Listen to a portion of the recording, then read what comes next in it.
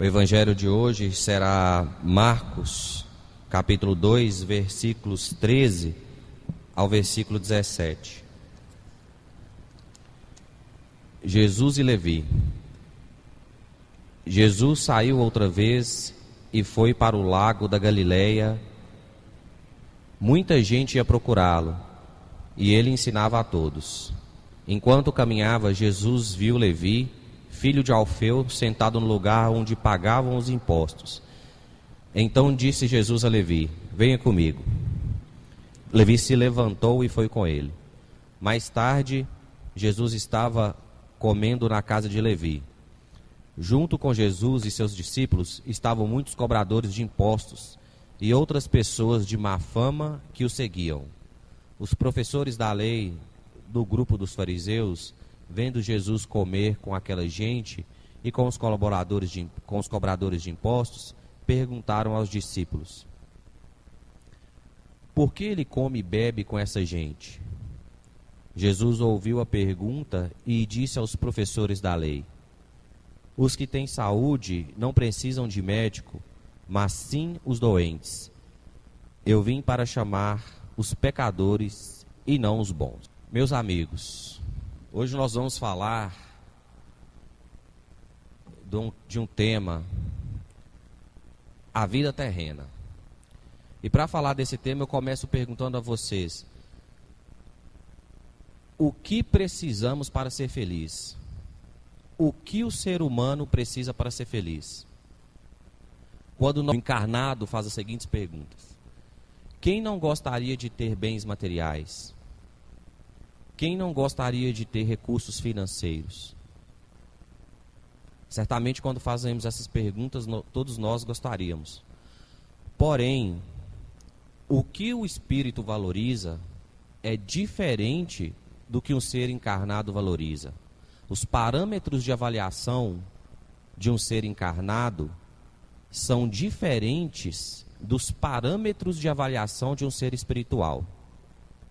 Nós sabemos que bens materiais, dinheiro, nos trazem poder. Mas, no mundo físico, os bens materiais, eles abrem muitas possibilidades, diversas possibilidades. Porém, essas possibilidades, somos nós que damos a cor, o fim de como utilizar esses recursos. Tudo depende da consciência que administra esses recursos. Nós podemos utilizar esses recursos para o bem, para a ajuda ao próximo, para o progresso, ou nós podemos utilizar essas possibilidades para o mal, para o desvio e para a regressão espiritual. Tudo depende da nossa consciência. Então, nesse sentido, o que é, de fato, realmente importante para que nós sejamos felizes? A felicidade, meus amigos, ela é um estado de vibração interna quando nós sentimos a vida em plenitude dentro de nós. Porém, a felicidade, ela é um estado momentâneo, ela é episódica. Porque se a felicidade ela fosse contínua, nós não sentiríamos a sua presença. Então nós sentimos a felicidade quando o nosso time ganha, quando nós escutamos uma palavra que a gente queria ter escutado, fazemos alguma coisa de útil, nós sentimos essa felicidade. Nós somos o único ser mortal que sabemos que vamos morrer, o único. Mas o que realmente importa é o que nós fazemos da nossa vida até a morte, para que nossa vida ela não seja fútil, sem sentido. E o que nós devemos fazer? Nós devemos fazer falta. Mas fazer falta não quer dizer que a gente precisa ser famoso para fazer falta. Nós precisamos ser importantes. Nós precisamos ser importantes. E o que nós devemos fazer para sermos importantes? Nós devemos transbordar, repartir, cooperar, nos unir, para que quando nós de fato partamos, nós façamos falta para alguém. Então eu pergunto, se hoje nós desencarnássemos, nós estaríamos fazendo falta? Constantemente nós encontramos pessoas que buscam a espiritualidade na religião. Mas está errado. As pessoas deveriam buscar a espiritualidade dentro delas, dentro de nós, e não nas religiões. Há pessoas que buscam nas suas religiões cura para pessoas amadas, conforto financeiro, paz, amor. E o conceito de felicidade, ele vai variar de pessoa para pessoa. Cada um tem a sua concepção de ser feliz. Muitas pessoas diriam que a felicidade, ela está na riqueza. E cá entre nós, a pessoa buscar a riqueza não tem problema nenhum. Não há pecado na pessoa ter condições financeiras e bem materiais. O problema é que quando esses recursos financeiros, a pessoa tem recursos financeiros e bens materiais, e ela se torna apegada exageradamente aos bens materiais. Usufruir é diferente de administrar. O não ter é ruim, é duro, é difícil. Mas o ter também é. Pessoas, meus amigos, que têm muito, elas passam boa parte da sua vida administrando o que tem, administrando o que conquistou, e elas não usufruem daquilo que elas conquistaram. Então precisa ter um equilíbrio entre isso. Nós vemos isso no dia a dia, nós vivemos num país capitalista, as pessoas buscam cada vez mais e mais e mais e mais, e acabam deixando família, amigos de lado, tudo em prol da riqueza.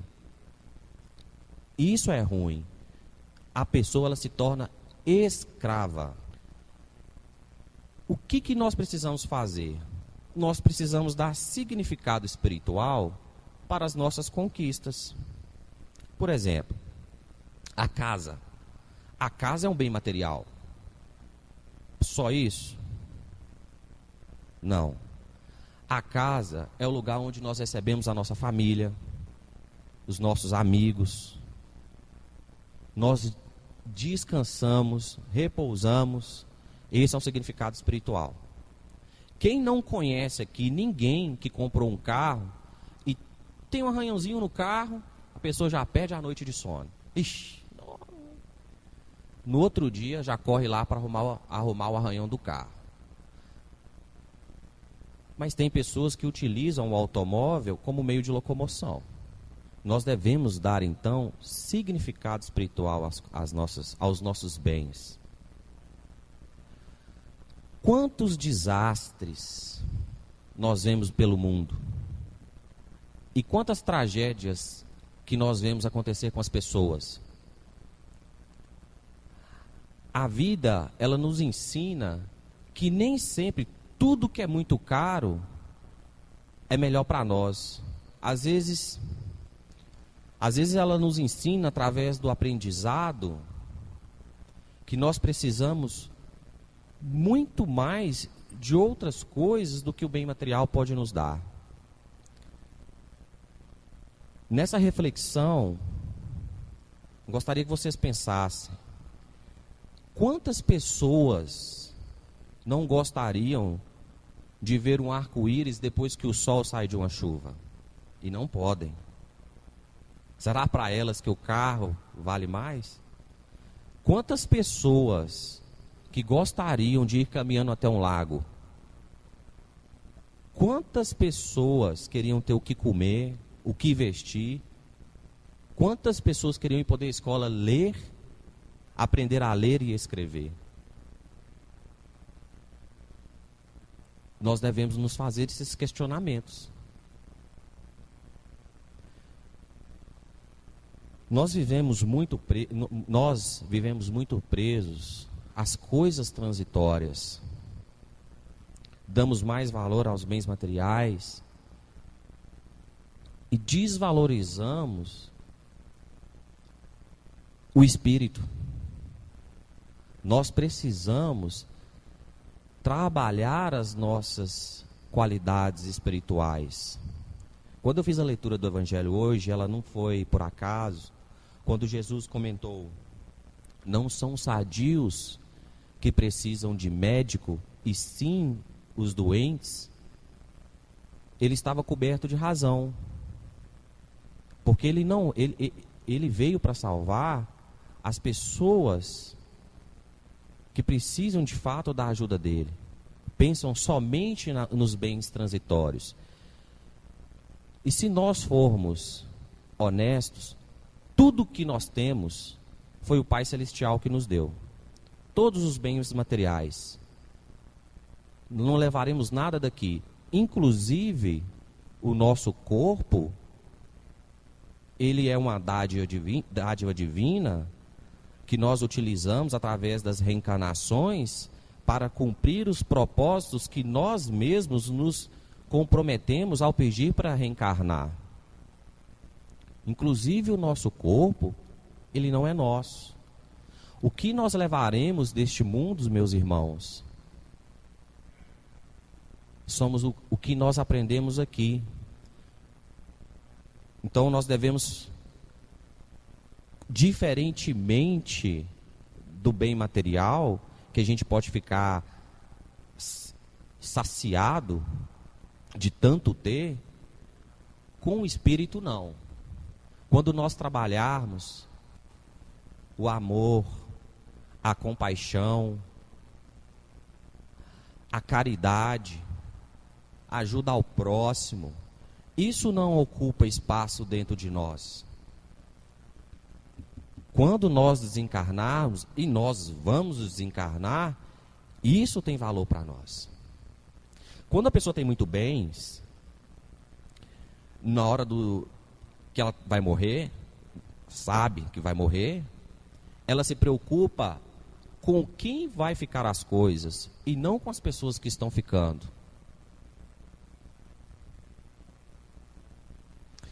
Então acho que nós devemos pensar um pouco sobre isso todos os dias. Fazer a nossa prece, que é muito importante, para que nós possamos refletir sobre esses assuntos. E a doutrina espírita, ela nos chama a atenção todos os dias para isso, para desenvolver as nossas qualidades espirituais. É isso que os nossos mentores esperam de nós.